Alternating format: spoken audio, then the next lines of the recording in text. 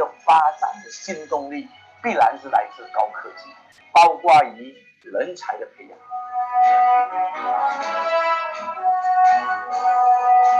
马中总商会青年团是在2003年4月份成立，并在2018年我们改名为青年企业家委员会青企会，以更贴近企业家的形象。作为青年的商业平台，青企会也通过举办各种各样的活动，让他们装备好自己，迎接更多的商机。我觉得21世纪女企业家通过这个平台走出马来西亚，然后走入全中国。我们不只是要学习如何做一个成功的女企业家，更重要的是我们要如何成为一个更有价值的女企业家。As a platform for connecting private enterprises and government resources, the MCCC has been maintaining close contact with the government departments of the two countries to ensure the exchange of resources and projects, domestic and foreign investment opportunities, encouraging and implementing the international expansion strategy. 马中关系源远流长，经过了45年的这个紧密合作，经贸之间的这个成长，马中的关系呢更上一层楼。我们在未来展望双边友好邦国的关系，朝向新的里程碑迈进。As a platform for international interaction, the professional teams of the association and the 9 state administrative branches have successfully encouraged numerous numbers of Chinese investors to collaborate with local entrepreneurs over the years. MCCC being a focused China-Malaysia trade organization, it opens up a new avenue for us to look at trading with China. China is a country that we cannot ignore. It's humongous and the trade opportunities are big. MCCC not only enables Malaysian entrepreneurs to experience the prosperity of Malaysia-China business, but also enables the Chinese entrepreneurs to experience the diversity of Malaysian culture. This has boosted the confidence of cooperating with local businesses, therefore strengthening trade development. In order to truly understand China's economic status, MCCC led local entrepreneurs on a visit to the commercial hub in Nanjing, China, and to meet the local entrepreneurs there. MCCC started a course related to the investments in China and Malaysia, organizing the One Belt, One Road English Forum. MCCC also organized a Greater Glory 45th anniversary of Malaysia-China diplomatic relations to celebrate the close relations and the rich historical ties, to further encourage the economic development and maintain the high accelerated growth between Malaysia and China. 马中总商会自1990年成立以来，积极地发挥桥梁和纽带的作用。今天的中马关系已经进入了新的历史阶段，必将迎来更大的发展机遇和更广阔的发展空间。The rapid growth and increase of business activities in China make it a globally coveted market. Malaysia's strength lies in its stable, growing economy and multicultural environment. 3, 2, 1。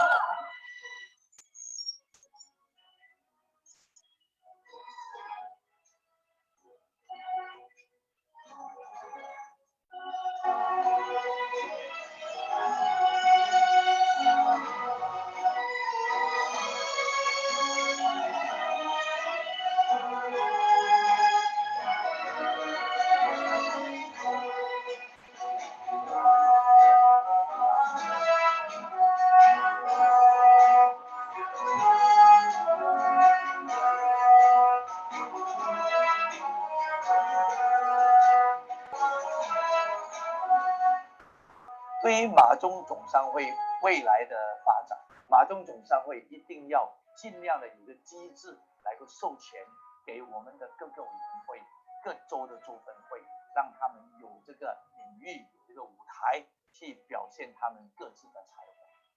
这一点是我们这个总商会会成功的一个要素。 Regardless of the business nature, choosing only the strongest and advanced platform is the most effective method to venture into any foreign market.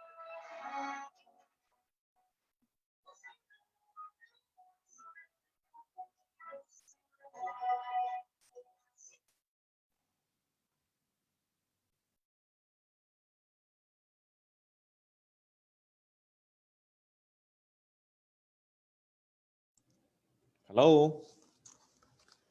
Yes, can all of you hear me? Yep. Yes. All right. What's the time now? 4:06. Are all our panelists ready? Yep, Stephen, all good here. Okay. Looks like we have got we have got a fantastic turnout of attendees this afternoon. All right, a very good afternoon to all. Welcome to MCCC Webinar. Today we have two distinguished guests here, very prominent in the banking industry, to share with you, two exciting topics. All right. First, we have got Mr. SUAN, the head of research, executive director for global economics and markets research for UOB in Singapore. All right. His topic will be navigating the post-pandemic world, economic recovery in the US and China, and the implications for global trade and markets. All right. That's Mr. SUAN. And then next topic, we're going to have Mr. Edward Chew, the head of retail banking for China Construction Bank Malaysia and Labuan. His topic will be thriving under lockdown, creating global business opportunities through one-stop smart matchmaking digital platform. All right, as you can see here, wow, these are very exciting topics, and we have got, wow, the numbers are going up. I can see the attendees. Oh, wow, people are logging in. So if you're online right now, I would suggest, you ping your friends, all right, your relatives, bring everyone in, because it's not easy to converge together and bring two what do you call them, impressive speakers, and from two of the largest banks in the world. All right, what they are going to share is basically some insights into the markets, and also some exciting opportunities where all of us can jump in and start to run the world. All right. Okay, great. All right, let's do that. Let me do some housekeeping first. Not sure that my admin here will be doing some screenshot. Looks like the participants pictures will not be in, but let's do a screenshots. And also at the same time, all right, this is also recorded live on Facebook. Okay, well, the numbers are going up. So we have got on Zoom here, the numbers are going up. I believe on Facebook too, the numbers, I don't have got access to my Facebook. I believe it's going up. Does anyone knows what are the number of participants on Facebook? Okay, Yuk Ting, would you know? Okay, no worries. Once Yuk Ting, you have the answer, then you let us know. Looks like we have surpassed 100. All right, both Facebook and also Zoom. Okay, just a quick intro. As I mentioned to you earlier, TECK, you can read his bio, and also Edward Chew, you can read his bio. But what I want to share before we start, all right, is some interesting what do you call that, background of both our speakers. Actually, TECK is actually a Malaysian. All right, I'm just he's giving me a long bio here. Private bio is but I think I would share this. Born and bred in KL, lived briefly in Kota Baru during his lower secondary years, as his parents sent him away to live with his uncle's family for better supervision. All right, this is interesting. Sent to uncle's family. All right, went to a Chinese primary school in KL, and that really helped him improve his English. All right, this is some interesting background. All right, TECK's wife and children currently live in Singapore, and they return to visit their family members in Johor Bahru a few times a year. But of course, with the COVID-19 right now, it's disrupted. Hopefully, he can come back to Malaysia soon to visit his family. All right. I know, just on the lighter side, after TECK graduate from his university, he and his university mate. All right. I'm not sure because he didn't mention whether it's his wife or his good friend. a guy or a girl, but they drove from Canada, West Coast, Vancouver to Toronto, and then down to New York and turned towards west after Virginia and hit Los Angeles, then turned up towards Vancouver. Wow, this is like the entire North America and Canada. All right. He mentioned here must have covered around 10,000 kilometers in 3 weeks in a car that he bought earlier for $2,000. All right. So interesting. After the trip, he sold it for $500 and left for KL. All right. In those paper map and pre-internet days, he mentioned that one night he accidentally drove into a slum in New York City, but realized it quickly and got out fast enough. All right. So as he was traveling, all right, with his uni mate, they slept in the car, just like the homeless people. All right. So these are things you do get to know, but because he shared with me, so I will share with all of you. All right. So he mentioned that they were almost frozen to death in the middle of summer in Denver. So finally, they arrived back in Vancouver without a scratch, literally, and met plenty of nice people along the way. All right. So this is Mr. SUAN Tekin. All right. So fantastic insight into his personal life. You can read his bio. Now over to you, Mr. SUAN. Your topic: navigating the post-pandemic world, economic recovery in the US and China, and the implications for global trade and markets. All right, take it over, Mr. SUAN. Thanks, Stephen. Wow, all the personal details, it's meant for your information only, Okay. Anyway, no secret there. But it's good. Thanks, Stephen, and good to have Edward on the line as well. And really happy to be here today together with everyone here at the invitation of Malaysia China Chamber of Commerce, MCCC. It's a really great honor here. Actually, my colleagues in KL, Julia and Silting could have done a better job, but they let me do it. So in KL, you can always look for my colleagues there, Julia, and also our research colleagues in KL. So Yok Ting, if you don't mind, can you bring up my slides? I don't know whether it's shown. Is it shown on the screen? Oh yeah, thank you so much. All right, so here it is. Today, happy to be here again. My name is Tekin from Singapore. I'm with UOB, and the topic today hopefully is exciting enough, like what Stephen mentioned earlier. Exciting enough to keep you guys going for the remainder of this afternoon before 5 o'clock.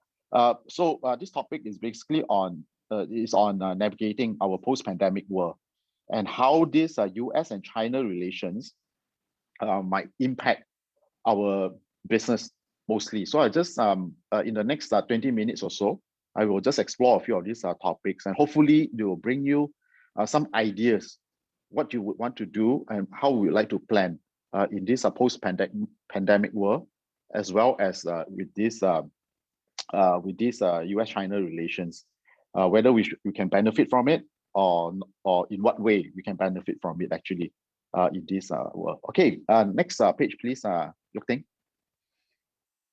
All right, so there are three topics like I mentioned earlier: post-pandemic, and then US-China relations, and what are the implications and opportunities. Yeah, next, please, Yok Ting. Next, post-pandemic world. So we get into the charts. So I have next chart, Yok Ting. All right, so here it is. When we talk about post-pandemic world, we're still talking about pandemic. So we have to talk about virus, and we'll talk about vaccines. Unfortunately, you'll hear that many times over and over already. So in the post-pandemic world, these are virus and vaccination are still very important. I know you have some views of vaccination and things like that. Okay, at this point before I start, I will urge you to get your vaccination as soon as you can, right? So that we can get back to your normal life. But if you have very strong views of vaccine, please put in your Q&A box or comment box and say that, no, I won't do it, or yes, I will get my vaccination as soon as possible. So please put in your inputs into the chat box. And if you feel strongly, you can give your reasons why you are doing it or why you are not doing it, right? Okay, vaccination. If you look at the charts here, there's some good news I'll tell you not so good news later. I'll tell you the good news first. If you look at the chart, the good news is that the number of vaccinations have already far exceeded, the blue line have already far exceeded the number of infections. Okay, the number of infections, you can see on the screen is a red line. It's quite flat. Number of vaccinations have already gone up. Look at the number, it's 920 million. Today, Bloomberg reporter says that it's 940 million doses of vaccines have been administered.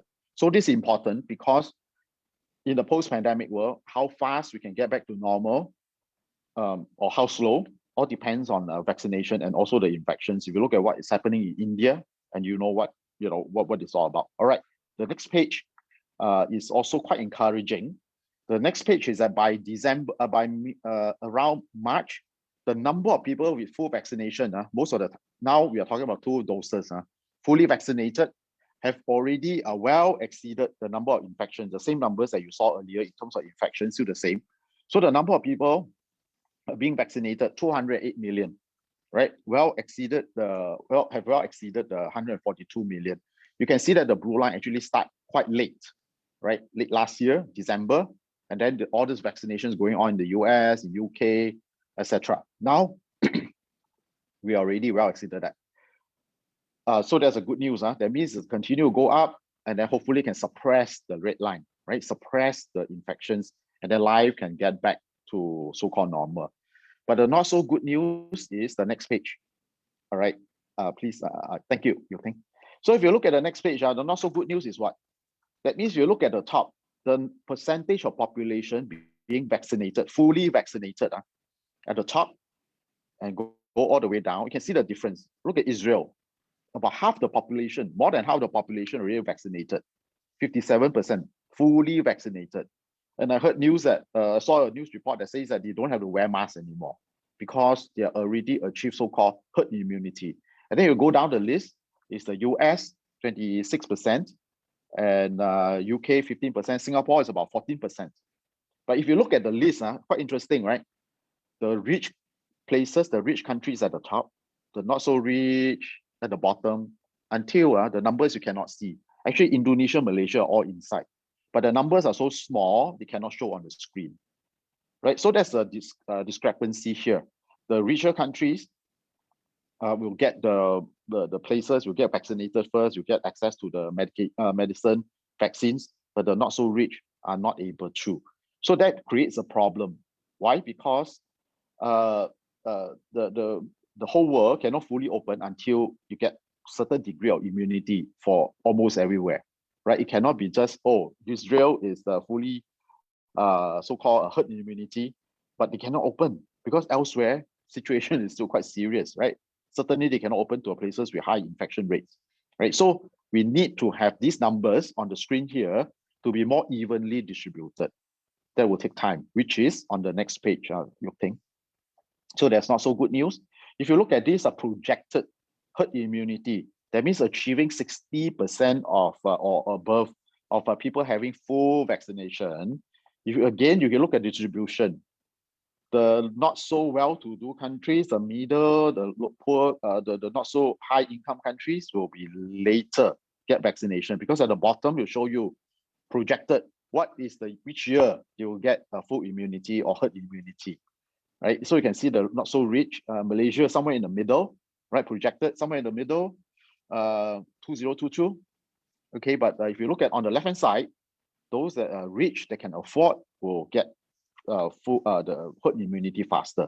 So again, what I'm showing you is that these are key factors here: the vaccination, of course, the infection. First, you control it. Vaccination, you try to control try to use vaccination to control the infection so that you can get back to normal. But in terms of for the borders to open, that will wait until almost everyone or majority are in position to open, and you are in position to receive from the outside. So right now you only have pockets, right? Only have pockets of all these countries. So in the post-pandemic world, virus is still a key factor. Vaccination, again, very important as well. So I will urge you to get your vaccination as soon as possible. Just for myself, I already got my first jab, so I'm waiting for my second jab. and my wife as well got her first jab also. So we want to get this thing going as soon as possible. Of course, the supplies is another issue, right? We may not have enough supply. That's where I think the income disparity is showing up in this case in terms of the distribution that you are seeing on the screen.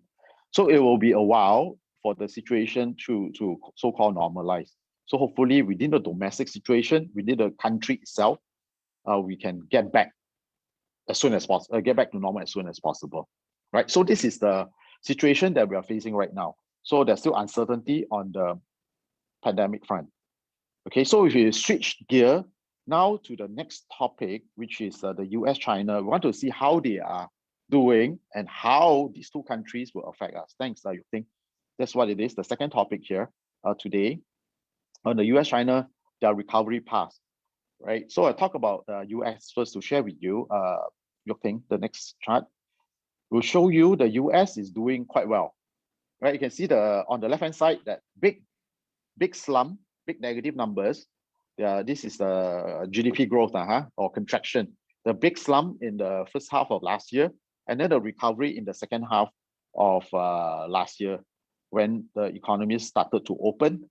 And then if you take a look at the latest number, after the big surge, the number back down to a bit of flattish already, right? A bit flattish because in the last quarter, in the last quarter of last year, the third quarter was 33% rebound because the lockdowns over, you start to open up, and then you'll have a bit more normal activity. So the surge becomes less of a surge anymore, become a bit more so-called normal, right? So-called normal, about 4%, about 4.3% in the fourth quarter, from 33% now 4%. So activity, the pace start to kind of stabilize. How about first quarter? How does it look? If you take a look at the next chart, first quarter, the expectation after the 4% first quarter of this year, this is the past 3 months, activities, according to the projection from this US Federal Reserve, is about 8%, right? So it's still quite decent, not bad, it's still positive. After the big surge, you will still have a bit of a positive growth. So this year, I think this looking quite fantastic, right? Because why? Go to the next page and show you why is it that activities can sustain. Thanks, So you can see that the central bank, one of the things that they do is that central banks are busy printing money, right? We call that QE. A more professional term is called quantitative easing. But the layman is they're printing money. So the printing money is on the right-hand side. You can see on the left chart, the right-hand side, that blue line for the US, the central bank, so-called the assets or they print money until $8 trillion, right? $7.8 trillion. If you look at the previous financial crisis, the number peaked at around, I think, 4 trillion. So now they actually like almost like double again in this just 1 year, just almost double the amount, right? In terms of printing. So all these central bank liquidity, not just US, many central banks, you can see on the screen here, are so-called pumping as much money into the system as fast as they can. So that's the situation. The European Central Bank, Japan, even China to a certain extent, not so much, but still, and Japan are doing the same thing, right? And of course, the second thing on the right-hand side of the screen is your interest rate continue to stay low. Just like Malaysia, Bank Negara keeping interest rate low, US also doing the same thing, right? So Malaysia and other countries just follow. Interest rate almost hit to zero, right? 0.025. So this help activities to speed along, giving free money. Of course, the other thing is government giving money to the people, right? But that's another story. But even with this, there are some concerns as well in the US. You can see all these nice numbers here, but the other not so nice numbers is the next screen. The next screen you can see on the left-hand side, there's this is our what we call it, the non-farm payroll that you see every month. How many jobs they create or how many jobs they are not, or they're destroyed, right, or removed from the labor market. You can see on the left-hand, you can see on the left-hand side of the screen that this brown line that plunge all the way, that's a minus 20 million after the COVID-19, the lockdowns and all that, they actually destroy about 20 million jobs. Now how much?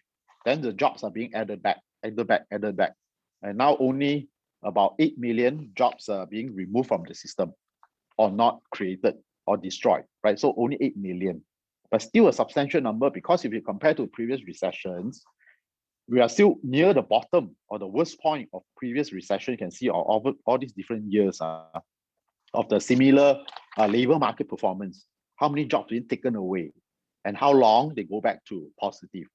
In previous years, it's about previous recession, about 3 years, 2 years, or the worst is the blue line at the bottom.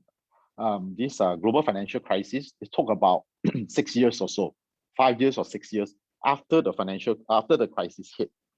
So now US is slowly going back to normal, so to say, right? Going back to normal. So they will still take some time to get back to positive. It may take, going by the latest number, it could take 10 months or 12 months even, right? So there's still a long way for the US to go. But nonetheless, because of all this central bank printing, because of the government giving away money and the recovery is speeding along, the imports into US, what they are buying, have actually increased substantially. You can see on the right-hand side of the screen is showing you in terms of imports, at the top, they buy from China, right? Despite all this friction and all that thing, they actually imported quite a bit from China in the first 2 months of this year, is right up 30%, right? Up 30%. And buying from Malaysia, somewhere in the middle, buying from Malaysia, 8% increase in the first 2 months of this year. And from ASEAN as a whole, again, also about 8.59% increase. So what it means is that it's good for us that they recover, right? The US recover is good for us, good for our exporters in ASEAN, in China, in Malaysia, right? So it's good business that they recover. You don't want them to get into trouble. Well, now they are not in trouble anymore. They are speeding along in terms of the recovery. So it's good for business, right? It's good for us. So that's US. How about China? Let's look at the next page. I will show you a bit more on China. Right, thanks, you think. The China situation also quite optimistic. If you look at the line on the left-hand side, all these lines that are bursting, going to the top. All these lines going to the top, those are the China GDP, 18% in the first quarter of this year, 18% growth. That's the strongest ever that they have seen, in terms of the record, 1992, for a recovery. You can see the slump to the negative and then boom, went all the way up. So it's a surging along. So that's a good news for us as well, because later we'll show similar numbers as the US. You can see that manufacturing in China doing very well, etc. So on the right-hand side of the screen, we are showing you our forecast for China this year. The growth, again, is going to be the best. The blue line, blue bar, it's going to be best in the last 10 years. For this year, the recovery, after the drop last year, and now this year, we're going to see, 9%. The Chinese government is only projecting around 6%. So we are very positive on how China is doing for this year. Okay, so that is, again, going to be good news for us. I'll show you later why this is good for us. Okay, next. All right. So, but again, the similar situation is as in the US. China, they also have this labor market getting into the shop. On the left-hand side, that's the unemployment rate for China. At the top, you can see two lines, blue line and red line. There's a big surge in unemployment rate, and then now coming back down. But still, you can see that the latest number is still quite high compared to the pre-pandemic area. So they have still a bit of an issue with the labor market, but not as acute as what you saw just now with the US. Okay, so slightly better in China, but still it is still not so-called normal yet, right? Because the labor market has not gone back to normal.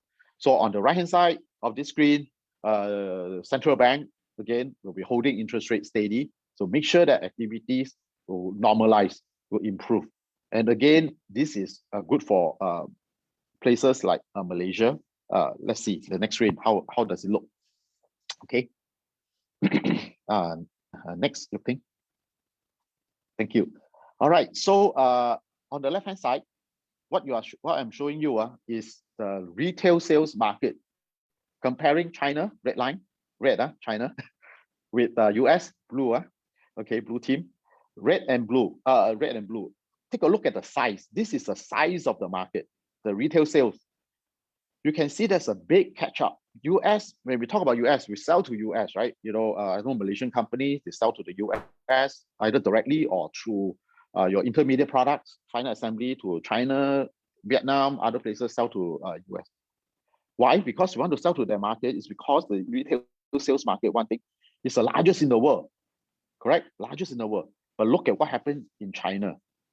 China has been catching up very quickly.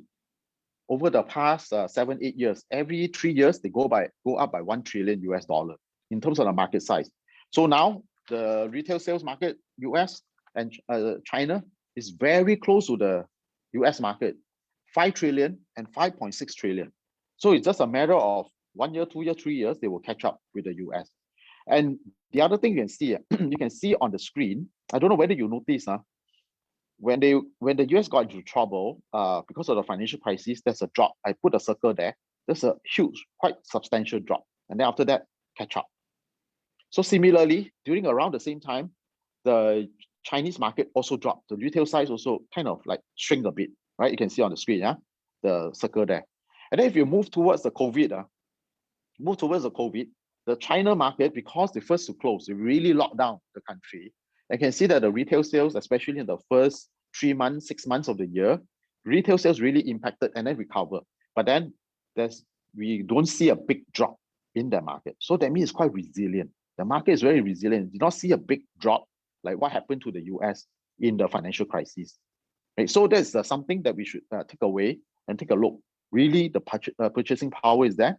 After lockdown, after they come out from their houses, from their apartments and everything, you start to spend again, right? So there's something that we need to take note.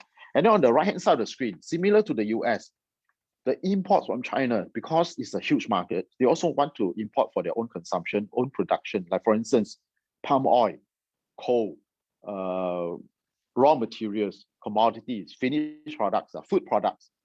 You can see that again, the imports from ASEAN, this is year to date, I think it's the first 3 months of this year, up 33% from ASEAN. I think Malaysia somewhere in the middle. Yes, Malaysia, look at the Malaysian numbers, double digit import into China. Of course, some of them are intermediate products, remember? Some are finished products, some are intermediate products, some are commodities, like palm oil and stuff like that. So you see this kind of development, and it's very encouraging for companies operating in Malaysia, especially for those exporters, right? You want to sell, you are selling to other countries. If you are selling to, let's say, US or Europe, let's say exclusively, I know some countries, some companies do that. They sell exclusively to US and China, Europe only. You know, those are developed markets.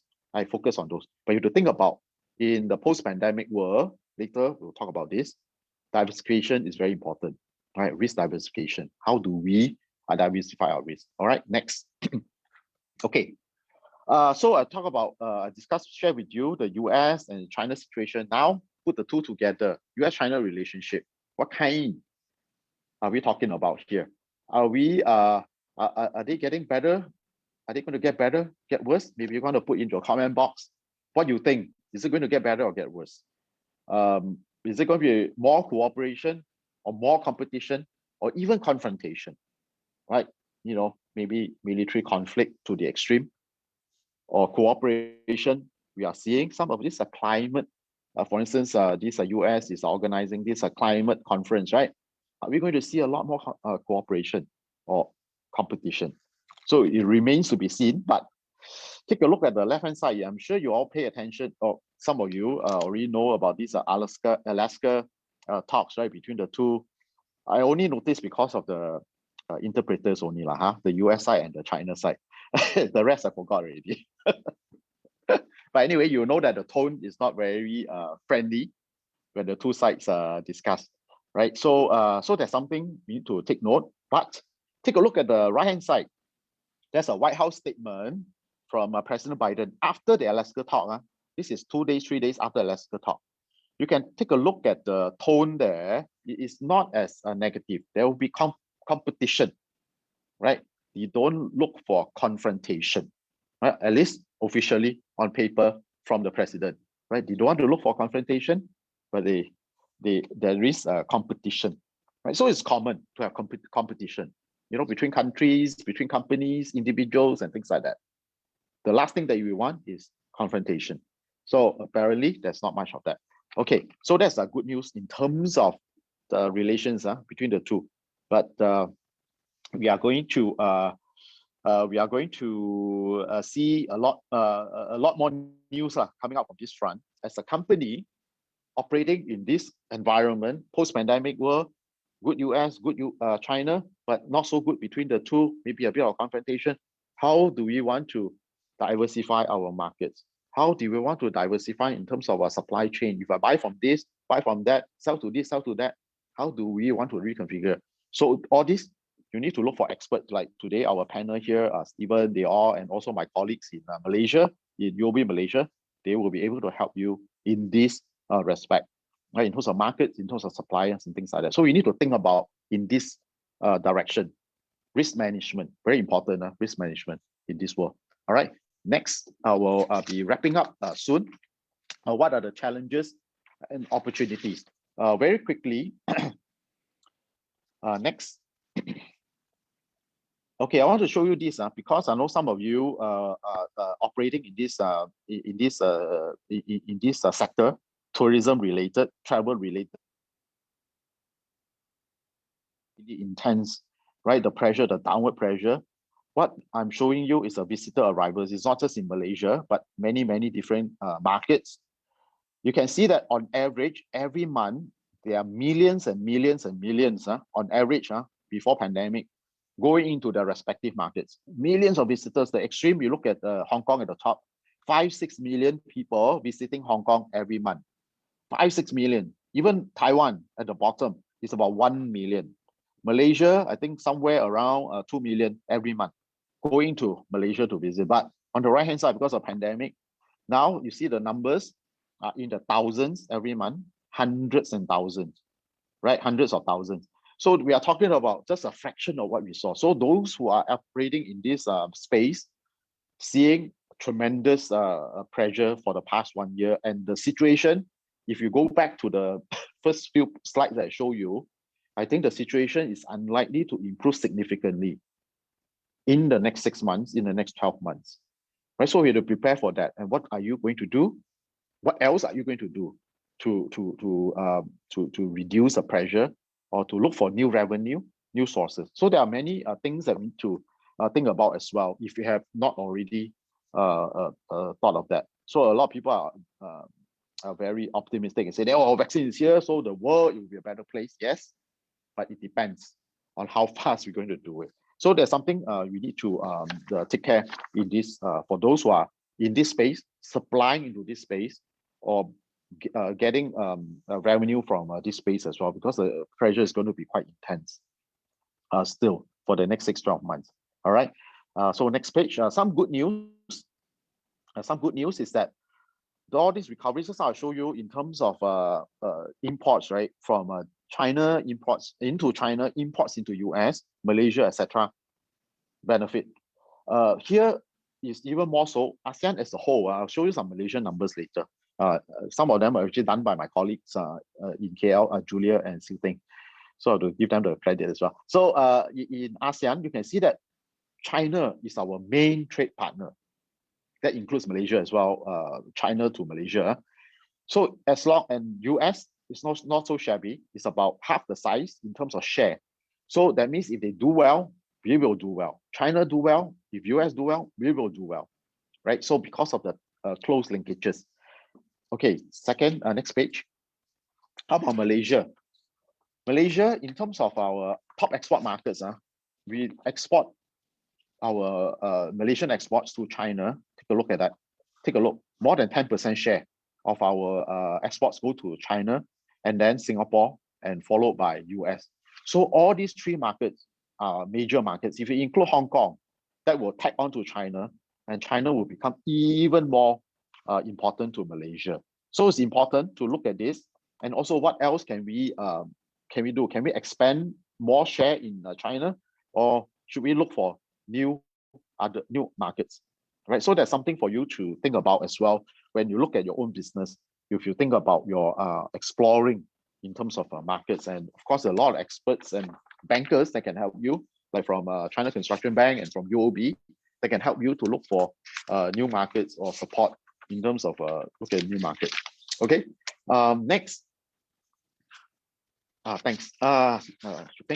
Okay. Next, in terms of our ASEAN, Malaysia, if you look at Malaysia specifically, what kind of exports that we do? What do we do?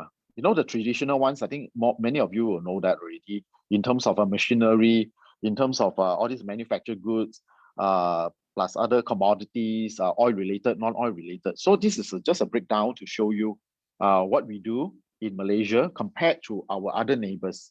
Right? For instance, if we compare to Indonesia, ours is a bit different. Look at Vietnam, it's a bit different. What are we doing? So in terms of sector mix, that will give you some idea as well. All right, when you look at your own situation. Next, please. So on the investment side. So in terms of, just now we talk about trade, right? Now this one we are going to talk about investment inflows, building factories, buying factories, building factories, buying industrial land, machineries and things like that. So our inflows into ASEAN, where are they from? I will talk about Malaysia a bit later. If you look at in terms of country breakdown, I think Europe, Japan, US, and China, and Hong Kong, all these round up as our top sources of going into ASEAN, right? All these various spots. So these are important for us. If, US, EU, I think EU is going to a bit of sources from investment inflows from EU is going to be quite difficult this year. You know, the situation that they are facing right now. But if you look at next one, in Malaysia, next page, where our top sources actually US.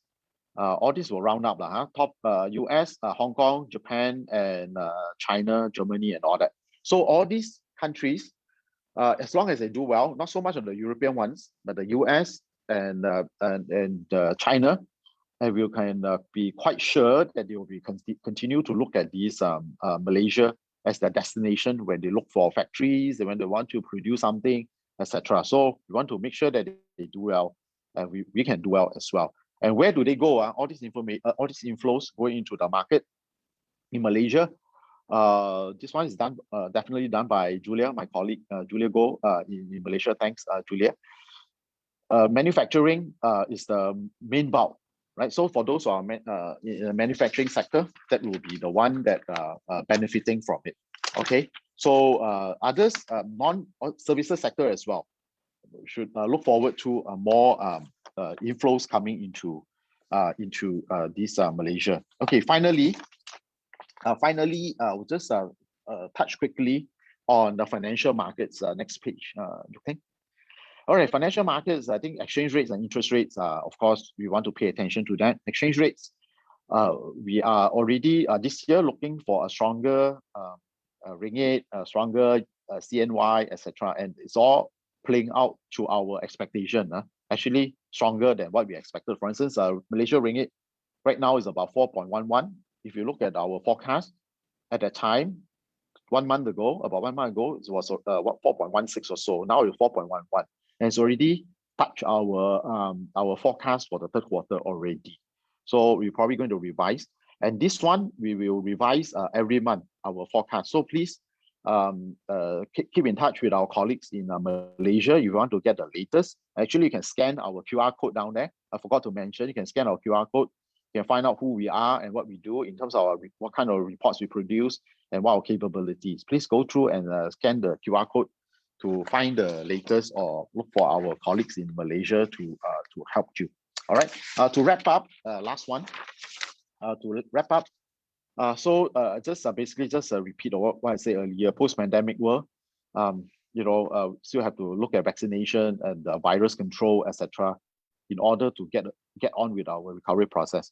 US and China, if they do well, they'll be good for Malaysia. But of course, the uncertainty is the US-China relationship that will determine in terms of these flows, and also the kind of whether the situation will get out of control. Hopefully not.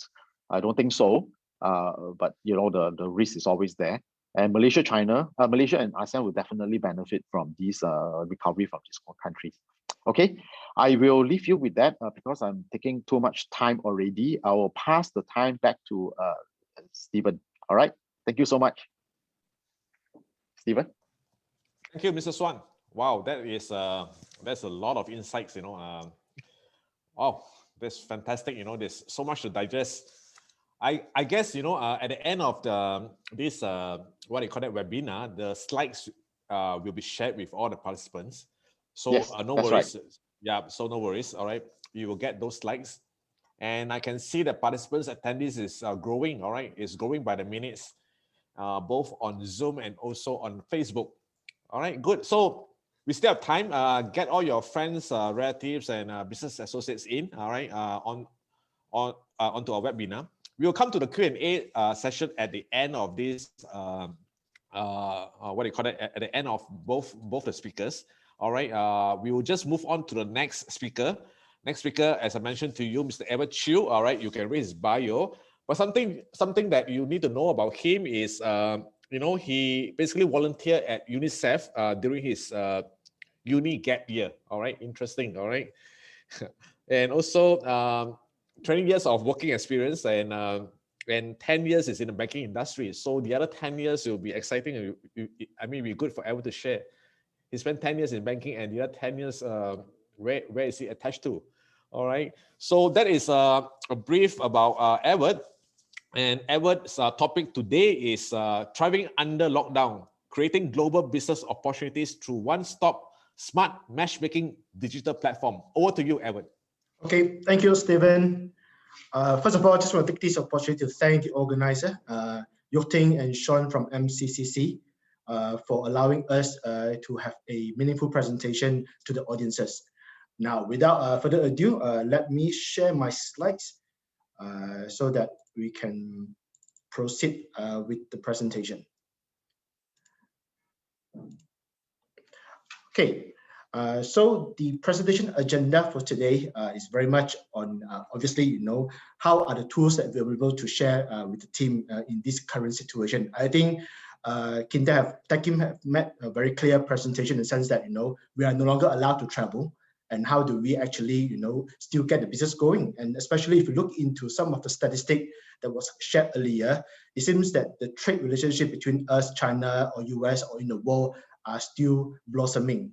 And also one of the things that, out of that, bit of a, how you call that, envious from my side is that TECK team now have the first jab of the virus.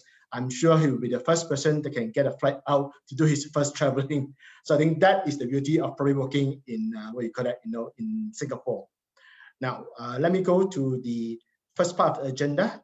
Okay, before I will to go into details of Match Plus, so I just wanted to share another piece of information. I think probably what Tekin have shared earlier, why China matters. I think you saw in the slides, China's GDP was the only country that projected a plus 2.3% during the COVID-19 pandemic, whereas the world is actually declining by 4.9% from a total GDP perspective.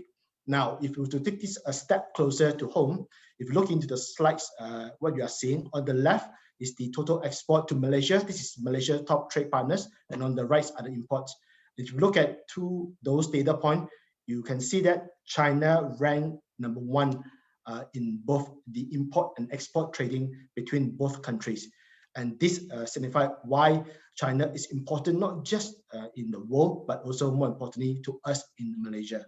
And along the way of this presentation, I hope to share with some of the facilities or even assistance that we can help you to actually continue these opportunities within this current situation that we are now stuck in. Now, I just wanted to give you guys a bit of a story. How did the Match Plus actually go about? So I just digress a bit for a minute on the story. So what I was told that, by my colleagues last year is, if you guys still remember, in the month of January, that China was the first to experience a huge breakout of the COVID-19 pandemic. And then there was a shortage of supplies in terms of what you call that, gloves, PPE, all those medical related facilities or even apparatus.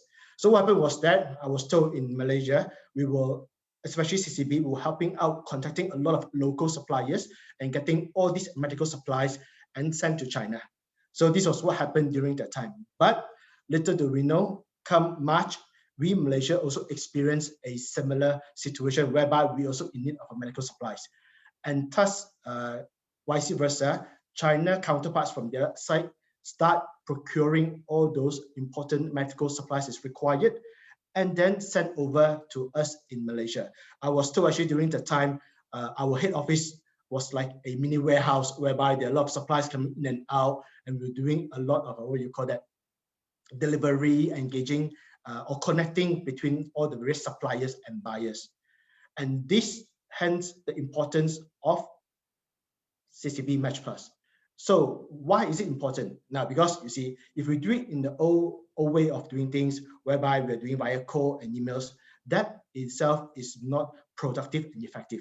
Now, CCB actually created, by the way, this platform is actually a proprietary platform that's created by our head office in China to actually exactly addressing the connectivity, bridging the gap between China, Malaysia, but more importantly, actually the whole world where CCB is operating. Now, this platform is not like your yellow pages. Probably this is where you guys would know how old I am. You remember those days, yellow pages, you look for like, category, company's name, and then there's a phone number and you call them and say, hey, I need this, I need that.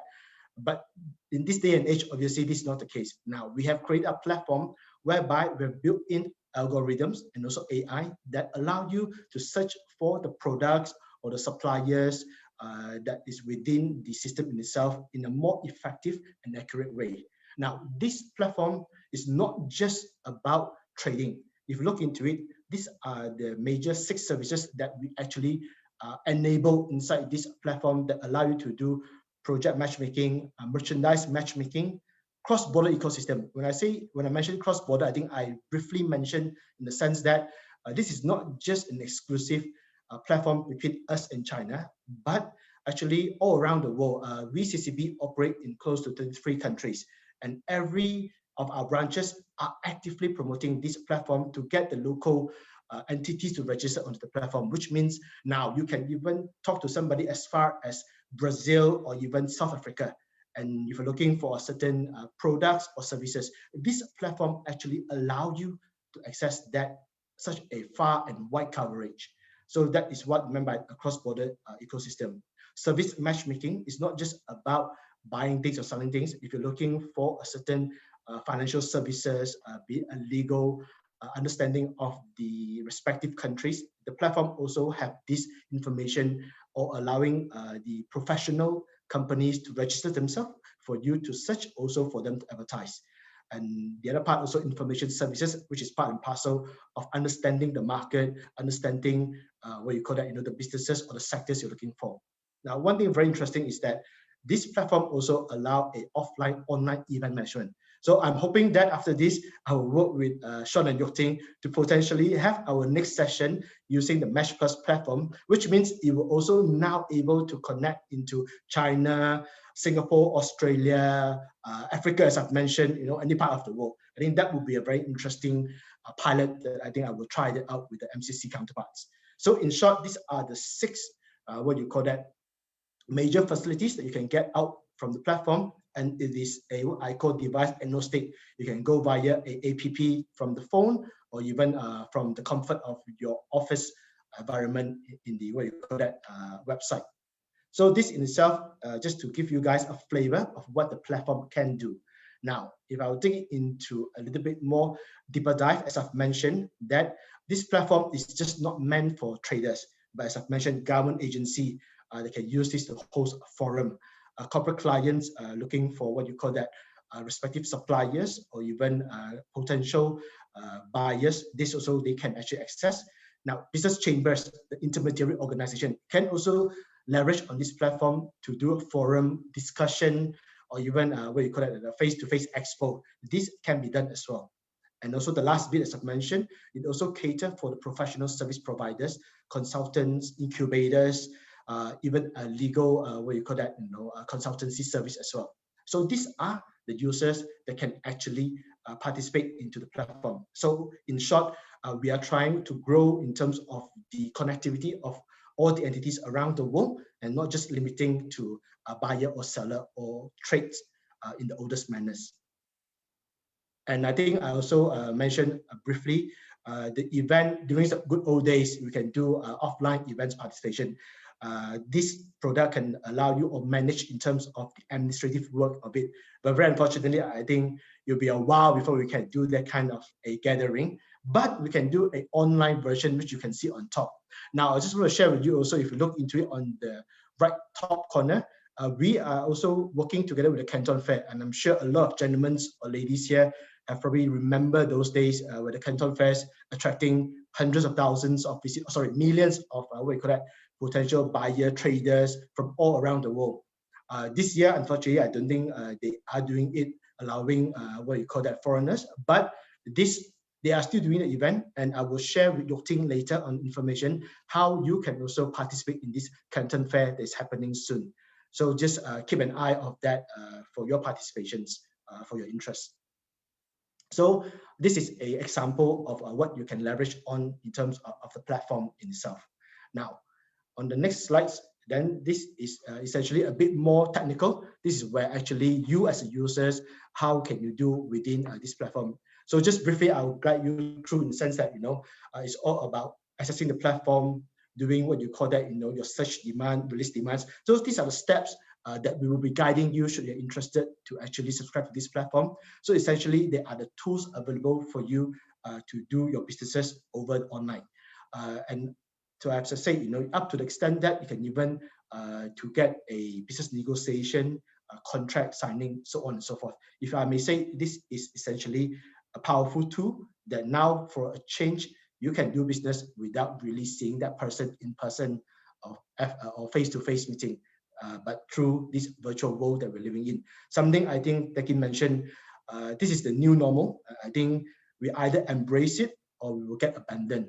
So we are doing I think all of us are doing our level best to embrace it, but continue to grow within the constraint that we have. And I always believe that, we human beings are very adaptive, creatures, and I'm sure we will come through this pandemic well in the 1 or 2 years' time. But meantime, there are various facilities that we can use to provide that kind of functionality. Now, just a bit of a statistic, I think, to continue the the theme of the day, statistics matters, and if you look into that, we have, by the way, just to share with you, for the CCB Match Plus is about a year-old product, but you can see that all our branches and our colleagues all around the world actively promoting it, and you can see that within this platform itself, you can actually release or you can actually reach out to close to 500,000 users. Within Malaysia, there's already 1,000 plus that we have successfully onboarded into this system. And then if you look into it, one of the numbers that I wanted to share with you is that we also done over 50,000 matchmakings, success. So to show that the comfort level that this platform actually is not just on a one-way passive platform, but it is a two-way facilities that you can actually engage on. So these are just some of the data to share with the team or the audiences in terms of what we have achieved so far with a year-old in terms of the platform. And that is very much a quick introduction. So I know that the time, I still have about 5 more minutes. So as Stephen have mentioned, the Q&A will come in towards the end of this conversation. So keep your messages coming in. But before I close, just allow me to share a couple of slides in terms of China Construction Bank. We are a pretty young bank in Malaysia, just about in our 5th year of operation. But as a bank in the world, I just want to share with you that China Construction Bank is actually ranked second bank in the world in terms of our capital. And also we are listed in the Shanghai and Hong Kong Stock Exchange with a capital of close to 430 million. Now, the pillars of the Chinese economy, this you can see typical of a bank. We do investment, commercial banking, asset management, trust. But I just want to share with you in the sense that I'm a new joiner with China Construction Bank. This is my 4th month. But one of the things that indoctrinated into me is that we, as part of the state-owned enterprise, we have also a very key, what you call it, bank's mission for CCB, which in this case is very much inclusive financing, housing financing, and also fintech. So what I mean is that in the midst of all these so-called banking facility, we always stay true in terms of what we want to achieve as a bank globally, is ensure that financing for all, also part of the China's agenda in terms of elevating poverty. So this is also one of our key vision and mission inside our bank. And that flow back to in terms of the globality that we covered. So wherever we operate right now, we actually manage that accordingly. Just to share with you in terms of our coverage, as I've mentioned, we are operating in 6 continents, 33 countries. And this is where what we've mentioned, part of the agenda that we've done up in terms of the Match Plus is that we can now connect you as far as Brazil mentioned, South Africa, even closer to home will be Singapore. So this is where we operate and where we can actually help you to connect with via our branch offices all around the world. With that, okay, I think it's 5:01. We will save some time in terms of our Q&A session.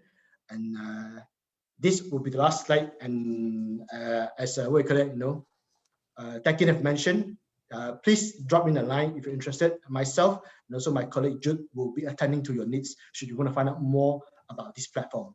So with that, Stephen, I think I'm good in time and I'll pass the ball back to you. Thank you, Edward. Wow, fantastic. We have got a list of questions. I don't know how you have got it. Let me check now. I've got online, also I have got offline. Let me see how I can do this. Oh, the numbers are still there. Wow, good. Okay, let's answer the online first. There are some online questions. All right, here's a question from Sean Lee for Mr. Swan. Mr. Swan, 1,000 years ago, wow, Sean is saying 1,000 years ago, when money meant coins, China invented paper currency. Now the Chinese government is minting digital currency in a reimagination of money that could shake a pillar of American power, slowly stay away in US dollar. What's your opinion and prediction in these new digital assets? Wow, this is a powerful question, man. Over to you, Mr. Swan. Hey, okay, yes, very powerful because it's going to shake the world. Is it going to shake the world? All right, just to be serious, this is, of course, you heard about China Central Bank. Thanks for the question. China Central Bank going to create this or created this digital currency. Just think of it as the digital version of the paper money, right? Instead of on paper, now it exists in your phone. Okay, so how is it going to impact? One thing is that I think Zhou Xiaochuan just the other day at the Boao Forum say that, is the intention is not to dominate over the US dollar or dominate the world with the currency, the yuan and all that. That's okay. That's true. You know why? Because right now it's only confined in China. It is not internationalized in any way. Right now, it's still experimenting within China. So we have to take it one step at a time. They will do it domestically first with the retail platform first. And then the next stage that we talk about will be in maybe next 1, 2, 3, 4, 5 years, who knows, right? Will be international trade. International trade in this digital currency, the Chinese yuan, if at all, right? Or if whichever extent. So it will be some years before that we can really shake anything, right? So they have to start with China first within the domestic scene. That is going to be some time. The next marker to look for is the Olympics, Winter Olympics. Within that Winter Olympics village, all these international people will come in here, coming to that place, and then they will be using that digital currency to buy their stuff, do their whatever they need to do in that digital form, and we'll see how they work. Right now, it's only some cities. I think the central bank is not interested in taking over, for instance, WeChat Pay or Alipay. They are not interested. They just want to create another platform where retail or the consumers in China, instead of using WeChat Pay, instead of using Alipay, they can use digital currency to do their payments on the retail platform. Overseas, is that going to happen? I think unlikely to happen at this point because countries are worried. In Malaysia, for instance, if you allow that to happen, what happens to your ringgit? Right? Everybody transact, let's say many people transact in e-renminbi, e-CNY, what's going to happen to your ringgit? Or in Singapore. So there's a sovereignty issue. I don't think central banks will allow that to happen. Okay, so it's only a purely domestic play right now. The international, I think that will take some time, some years later. And we'll see how. Okay, thanks.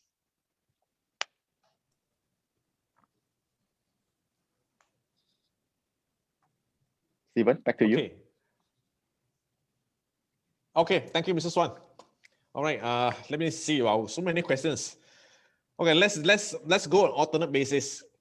The next question that we have is all right. Okay, let's go to CCB.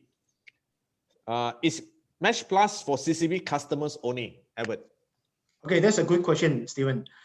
So I think I want to share with the audiences here. No, it is not. That is the good news, because we don't want to restrict this platform to just what you call that, CCB customers. That is to show our sincerity. We built this is to promote growth within both countries or around the world. So no, it is not chargeable, and also not for CCB customers. So two factors I want to share: non-chargeable and also not just restricted to CCB customers. But I also want to share for those who would like to subscribe to this service, the registration process is a bit stringent. So we do need to have your what you call that business certification in terms of the user ID validation, as well as the consent letter to use. Now, why it is so stringent is because we do not want to onboard any Tom, Dick, and Harry into this thing. It's really a platform that's for serious usage. So for those who will be, I'm sure there's a lot will be subscribing, hopefully. Bear with us. It is difficult at the start, but once you are in, trust me, the world is your oyster, as they say. Yep, Stephen, I hope that answers the question. Okay, thank you, Edward. All right, next we'll go to Mr. Swan again. There's this question. My company is in the export business, mainly selling to the US and Europe. After hearing your discussion just now, should I pay more attention to China or other markets and explore business opportunities there? Okay, thanks, Yeah, Stephen. That's awesome. Thanks, Stephen. That's a question. I think it ties into what Edward mentioned just now. I think with this, you have to really look at multiple markets in this post-pandemic world. Risk management is very important, because if you sell to just one market and the market is shut down, what happens, right? So if you are just selling exclusively to the US or Europe, I think some of the companies do that because of their products. I think it's time to look at various other markets as well to expand your space. I think I just want to echo what Edward mentioned earlier about this facility provided by CCB. And also in UOB as well, we also have something similar because of our platform in other ASEAN markets. So do look at other ASEAN markets as well, and also China, where you can expand your presence if you need to, right? So come talk to Edward, sign up for the service, and also come talk to our UOB bankers as well. They can help you with this in this space. Back to you, Stephen. Thank you. Thank you, Tekin. All right, next questions. All right, this is from Alicia Tan. Edward, in one of your slides, there is mention of 14 minor currencies. Can you please elaborate a little? Thank you. A little only, so this question here, Alicia mentioned, just elaborate later. Sorry, John, did you mention about 14 minor currency? Sorry, Stephen, Alicia questions. Okay. It's in the Q&A. In one of your slides, there is mention of 14 minor currencies. Can you please elaborate a little? Thank you. I think it's not just minor currency. I think what Alicia is trying to mention is that, some of these trading, how you call that, size of the countries that mentioned. So I think just writing from that, there's no currencies, minor currencies. but I think it's important for the respective sector to see which country or the businesses that's important for them to grow. I think, as I've mentioned, we are connected in about 33 countries. So if your product you think have a better chance to sell in Vietnam or Indonesia, this platform also allow you to reach out to that. So I think the keyword, just to echo what Kim said, today is all about diversification. So I think it's not about minor currencies. I think it's more of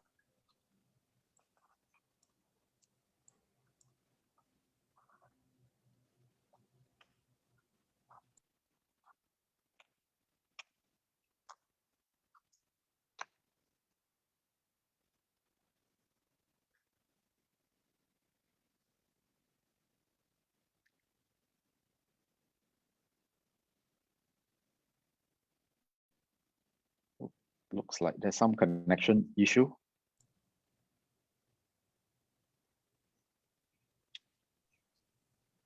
Okay. All right. Yep. Can you hear me? All right. Sorry. I lost you guys a bit. So sorry. I think the internet was having a bit of an issue. Now I'm back online. Yes. Yep. Okay. All right.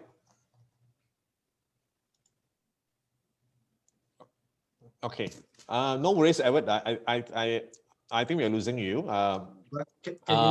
Okay. So there's a Q&A chat box. All right. You can also answer provide answers via the chat box. Now we just move on to the next question. All right. I guess we are at 5:12. Wow, we overshot. Okay, one last question for TECK. All right. Oh, this is interesting here. For the US and China relationship, what are the risks of two having a direct military conflict? Oh, this is serious, man. Direct military conflict, and with tensions still high in South China Sea and in Taiwan Straits. How worried should we be about the possibility? All right, this is a tough question. Over to you, TECK. Okay, sure. Thanks, Stephen. Yes, this is a tough question. I think in risk management, I always say that everything is possible. So you have to think of everything is possible. But at the same time, we also want to talk about, we call that probability. What is the probability? Because it's a high impact. There's some situation where there's very high impact, but it's very low probability. Okay, low impact, high probability. So I think this one, the direct military conflict between the two countries, basically two powers in the world, having a direct military conflict, I think the possibility is always there, but the probability is quite low. Why? Because in history, there has not been two nuclear powers having a direct confrontation.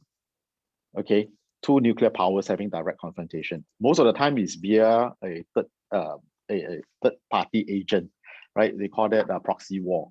For instance, in terms USSR, in Afghanistan and all that, it's a proxy war. It's not a direct between US and USSR.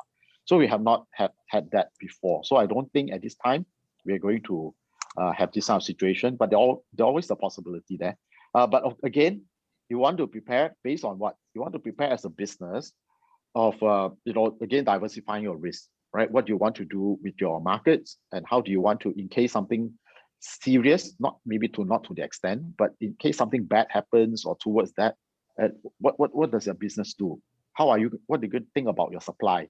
Where is it coming in, right? Or your customer, your markets, how is it going to affect your market? So we want to think along that line in terms of risk management, in terms of diversification of risk. Stephen, thank you.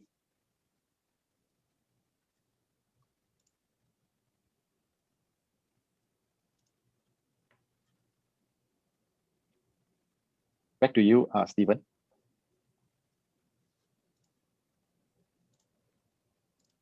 Okay, am I losing? Can you hear us, Stephen? You are muted.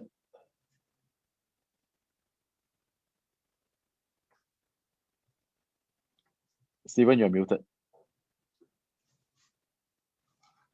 Oh, looks like there's some connection issues. All right. Okay. Good. We are, wow. we have all the participants still online. Oh, fantastic, on Zoom and also on Facebook. Well, fantastic. We have come to the end of the webinar this evening. All right, this afternoon, late afternoon. Just would like to record appreciation to MCCC for organizing this. I think we should have more of these webinars because the response is very good. And of course, for the participants, if you still have questions, all right, don't worry. Write into to us. Okay, Yokting, you can provide the email address for the participants to basically send in the questions, and we'll make sure that the speakers will respond to you directly. All right. Once again, thank you MCCC for organizing this webinar. Mr. Sean Lee, and who is the chairman of subcommittee who organizes this, and also Yokting, the admin, who is helping in terms of logistics. But most important of all, thank you to the two distinguished speakers, one from Singapore and one from KL. All right, Mr. SUAN Tekin and Mr. Edward Chiu. Let's give them a hand. All right. So when you see them next time, just buy them a teh tarik. All right, and and we wish everyone all the best. Stay safe, stay healthy. We will be rooting for more MCCC webinars going forward. Thank you all. All right. Thank you, Stephen. Bye bye. Thank you. Thank you, Thank MCCC, all. and everybody who participate. Thank you. Thank you. Bye Thank bye. you. See you. Bye bye. Take care. Stay safe.